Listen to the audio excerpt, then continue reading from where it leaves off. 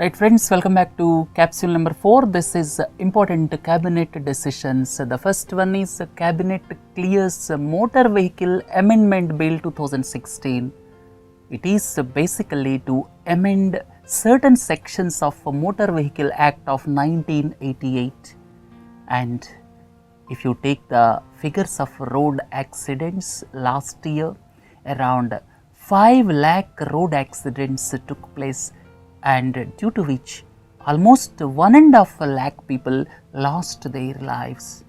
And the government's intention is to reduce these road accidents to 50% within 5 years. And keeping that in mind, the Cabinet cleared Motor Vehicle Amendment Bill 2016. There are important aspects, and some of which I have listed here. There is increase in compensation in hit and run cases from rupees 25,000 to rupees 2 lakhs. Second important point is the payment of compensation in case of deaths due to road accidents is increased to rupees 10 lakh. And the third important point is it gives certain exemptions to states to promote rural transport, public transport and last mile connectivity. Another important aspect is online learning licenses will be given. That means the licenses for learning purposes will be given online, and the validity period of licenses will be increased, and the requirement of educational qualifications for transport licenses, this clause will be taken out. And most important is, if the offence is by juvenile, you may ask what is meant by juvenile. Juveniles are the persons below 18 years of age. If the crime is committed by the juvenile, then guardian will be taken up. If a son commits a crime, father will be taken up. And second important aspect is motor vehicle registration will be cancelled in case of the offence committed by the juvenile. That means the persons below 18 years of age. Then national database will be maintained with Vahan and Sarathi platforms. This Vahan platform will be the national registry of all vehicles. Then Sarathi will be the national registry of drivers. So these are the important amendments to the Motor Vehicle Act of 1988. Let us hope the road accidents to reduce by 50% within next 5 years. Second important aspect cleared by the cabinet is with regard to rationalization of centrally sponsored schemes.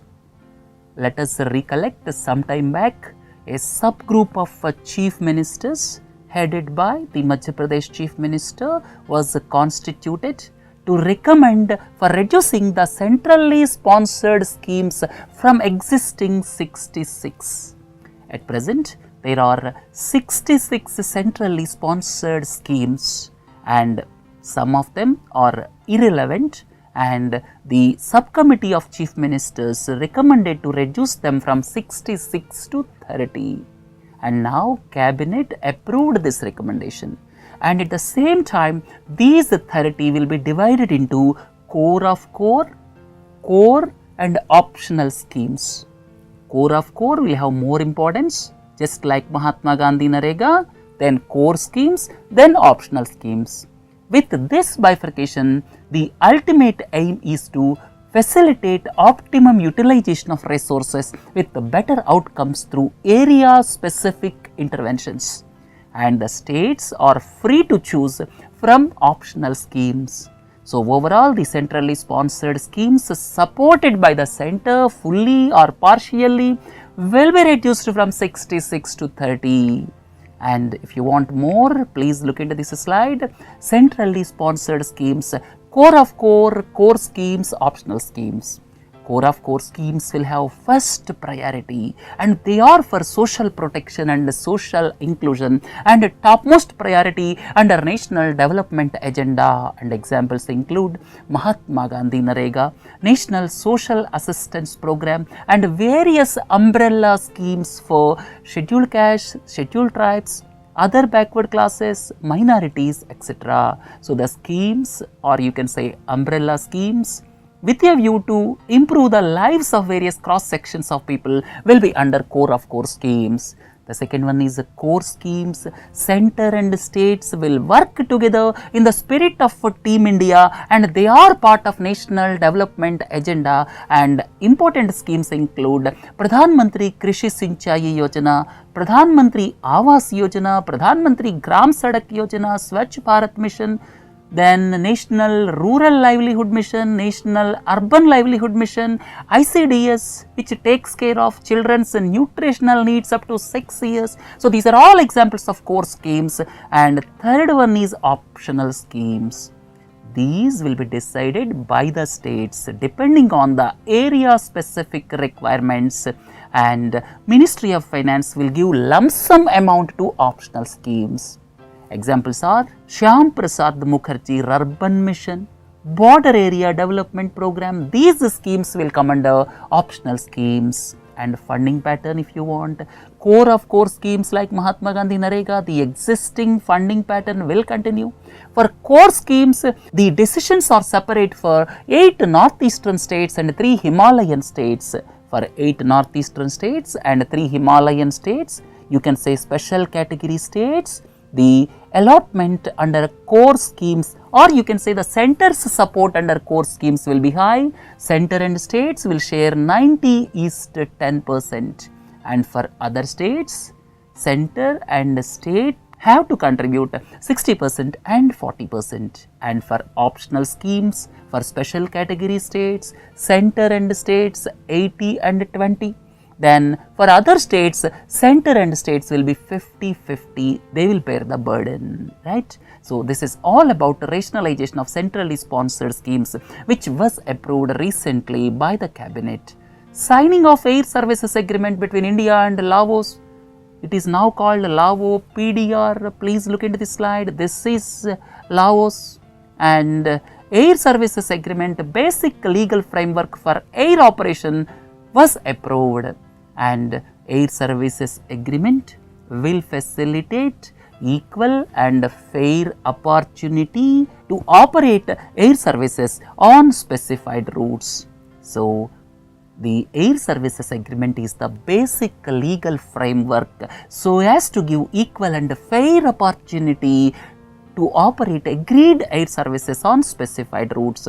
So now cabinet approved signing of air services agreement between India and Lao PDR, and please don't forget Lao PDR is part of ASEAN countries.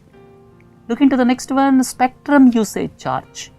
There was difference of opinion between Telecom Commission and TROI, and now finally the central government agreed upon 3% of adjusted gross revenue as a spectrum usage charge.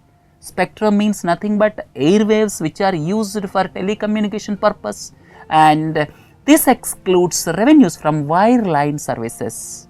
Now the dispute between Telecom Commission is with the Department of Telecommunications, and TROI, which is the telecom regulator. The dispute between these two was solved, and cabinet finally approved 3% as a spectrum usage charge.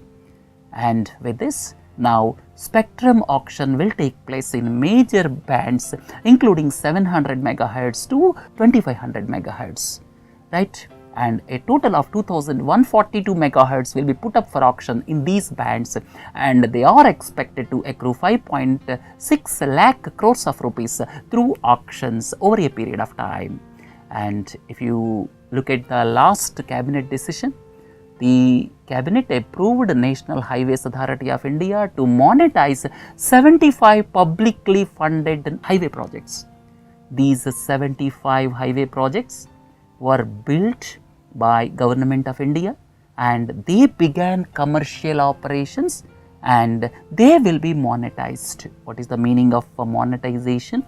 For specific period, the operation and maintenance part will be sold to private parties.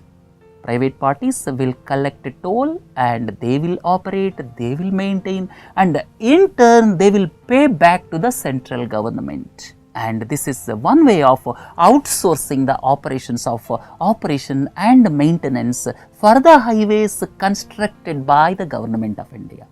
This is known as monetization. Monetization is a very important word. Let me tell you one example. If BHEL has got 1000 acres of land, if they want to convert 200 acres of land to money value, then it is called monetization, right? So, Cabinet approved NHAI to monetize 75 publicly funded highway projects. Right friends, these are important Cabinet decisions. Please do join for other capsules. Have a nice day. Thank you.